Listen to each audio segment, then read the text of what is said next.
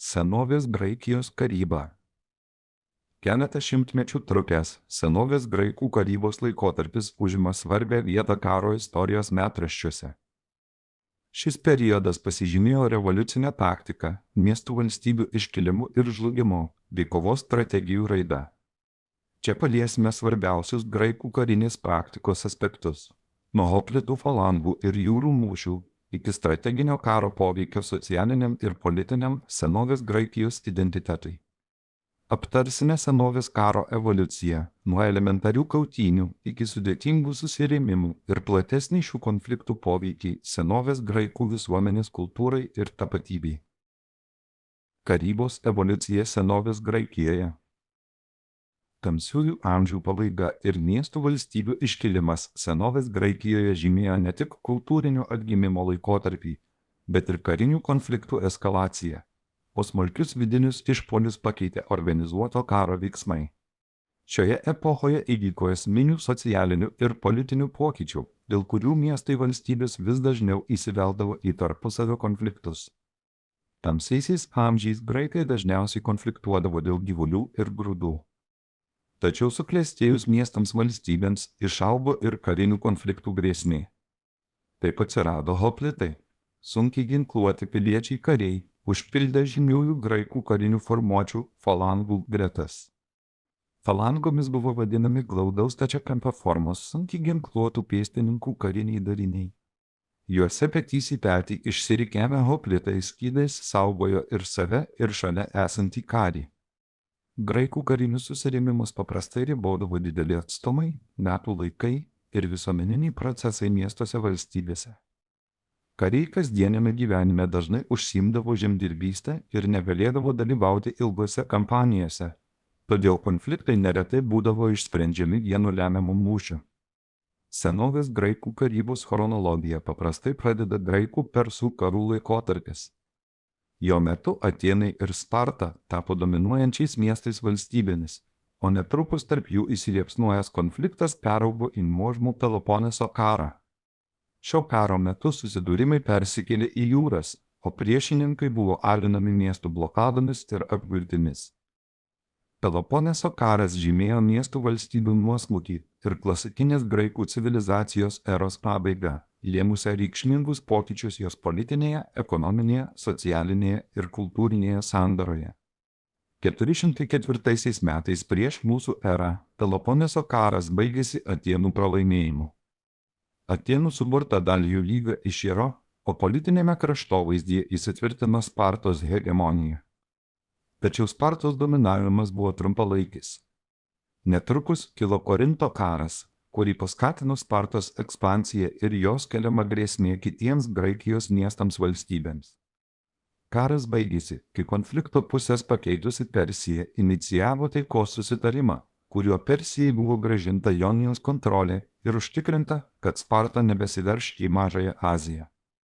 Taip iš naujo buvo nustatyta jėgų pusiausvyra regione. Tuomet, vadovaujant Epaminondui, iškilo Tėbai, tačiau ir ši Tėbų hegemonija netruko ilgai. Dėl ribotų išteklių ir darbo jėgos, po Epaminondo mirties Tėbų valdžia sumenko.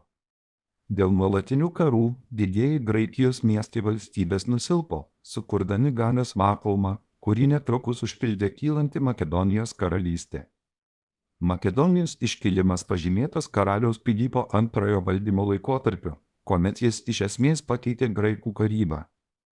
Jis įdiegė naujovišką pėstininkų kovos taktiką, veiksmingai naudojo kavaleriją ir taikė naujus apgulties metodus, atsisakydamas tradicinio hoplitų karybos būdo.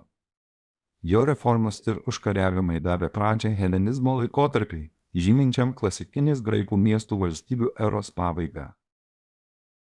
Hoplitai ir falangos. Hoplitai buvo senovės Graikijos miestų valstybių piliečiai kariai, apsiginklavę sunkiais šarvais, dideliais skydais ir ilgomis ietimis. Skirtingai nei kiti kariai, hoplitai daugiausia buvo kilę iš viduriniosios klasės ir sudarė graikų kariuomenės pagrindą. Jie kariavo falangos formacijoje, glaudžiai susitelkusioje ir drausmingoje karių rikiuotėje.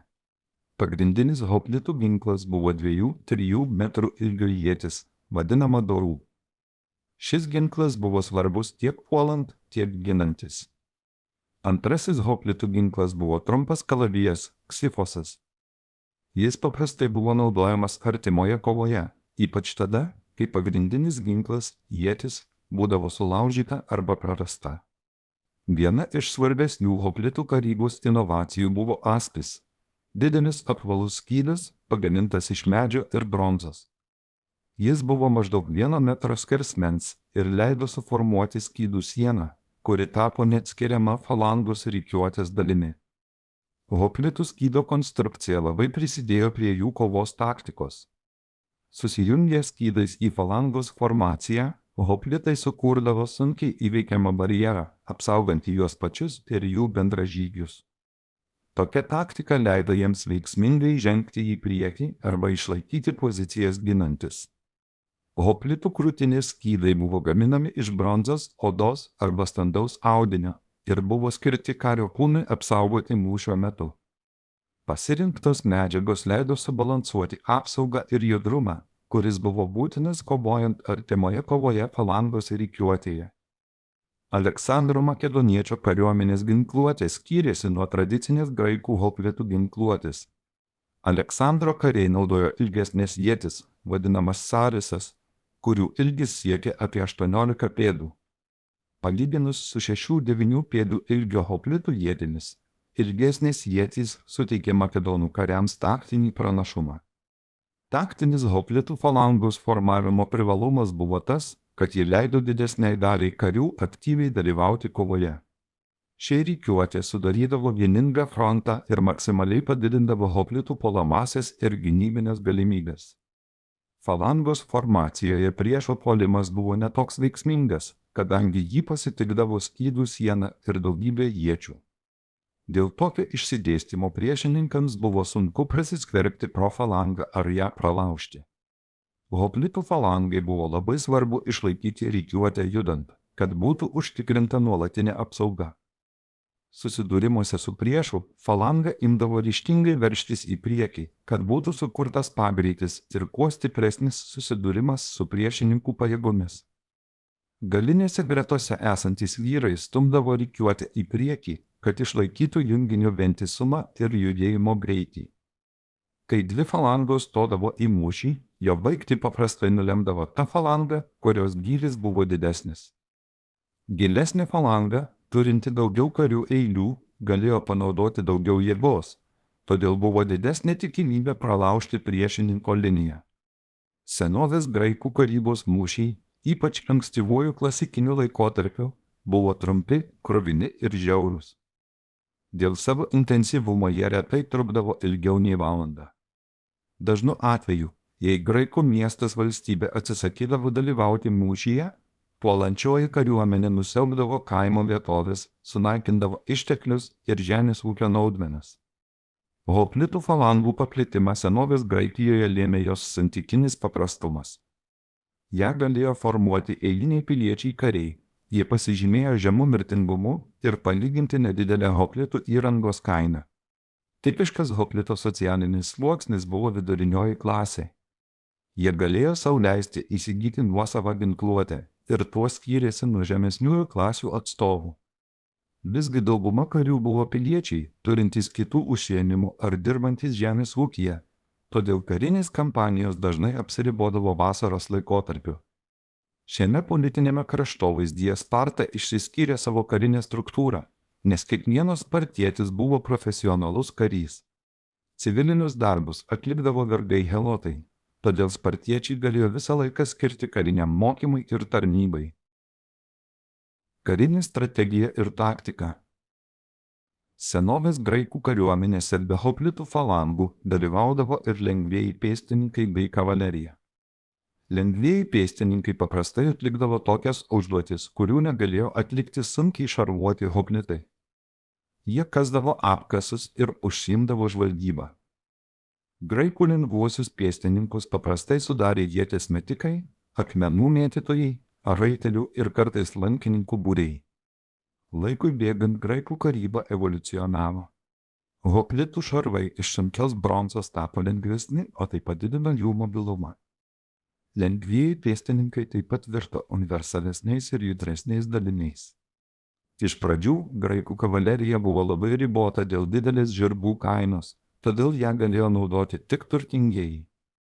Tačiau Peloponeso karo metu kavalerijos vaidmuo išsiplėtė ir ji ėmė dalyvauti žvalgybos, sargybos bei persekiojimo operacijose. Nepaisant to, kavalerija retai buvo naudojama puolamosioms atakoms. Viena iš labiau pasižymėjusių buvo Tarantino kavalerija iš Taraso. Ji garsėjo savo veiksmingumu ir pademonstravo graikų karinių pajėgų įvairovę. Archeologiniai radiniai iš Himeros taip pat rodo, kad graikų kariuomenėse tarnavo samdiniai iš tokių regionų kaip dabartinė Ukraina ar Bulgarija. Graikų karinės kampanijos dažnai sutapdavo su žemdirbystės sezonu. Jomis siekta sužlugdyti priešo derlių ir kartu apsaugoti savąjį. Tokios strategijos, kaip namų ir pasėlių deginimas, darė tiesioginę ir ilgalaikę ekonominę žalą, o alyvmedžių iškirtimas dėl jų ilgo brendimo laikotarpio darė ilgalaikį poveikį žemės ūkiui. Karai Graikijos miestams valstybėms teikė ekonominės naudos. Jų metu buvo užgrobiami nauji žemės plotai ir įsigyjama vergų. Tai leido užtikrinti gausesnį derlių ir išlaikyti didesnę kariuomenę. Plėšikavimas grobiant žemės sumažino finansinį spaudimą miestų valdžiai, todėl buvo galima investuoti į polių stiprinimą. Karai taip pat skatino gamybą, didino ginklų, šarvų ir laivų paklausą, taip demonstruodami sudėtingą karo, ekonomikos ir visuomenės ryšį senovės Graikijoje. Senovės Graikijos jūrų pajėgos. Atviroje jūroje graikų karinės jūrų pajėgas paprastai vesdavo vado laivas.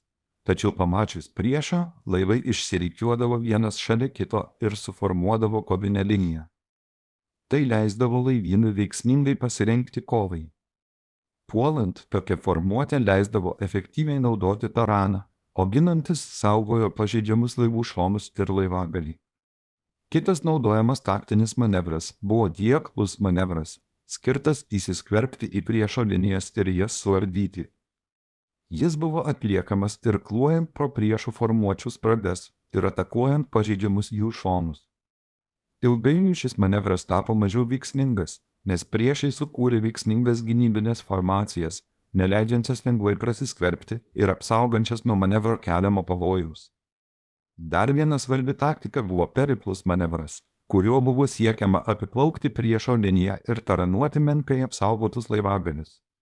Periplų sėkmė labai priklausė nuo greičio ir manevringumo, kurio pasižymėjo graikų laivai. Jie galėjo apiplaukti mažiau judrius priešo laivus ir pulti juos iš užnugario. Šiuo atžvilgiu kritiškai svarbios buvo įgudusios įgulos. Jos turėjo tiksliai atlikti taranavimo atakas ir greitai ištraukti taraną, kad jų kartu nenuskandintų skęstantis priešo laivas. Naudojant taraną, dažnai buvo siekiama ne tik tiesiogiai pažeisti laivą, bet ir sulaužyti jo irklus. Lūžtantis irklai ne tik sumažindavo laivų manevringumą, bet ir sužalodavo irkluotojus.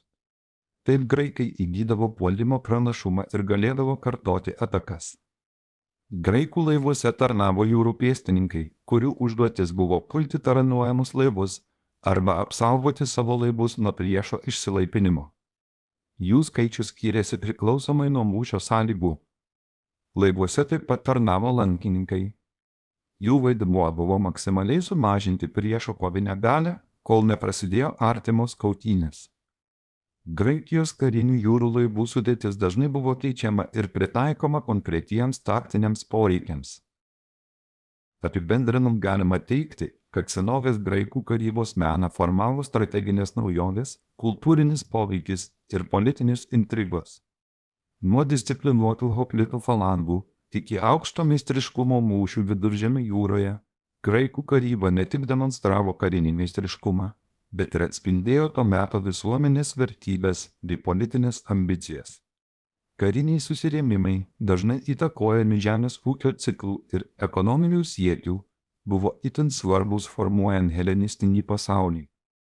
Senovės graikų karybos palikimas peržengė paprastos mūšio taktikos ribas. Jis apima strateginio mąstymo pradžią, kovos technologijų raidą, ir reikšmingą įnašą į karybos istoriją.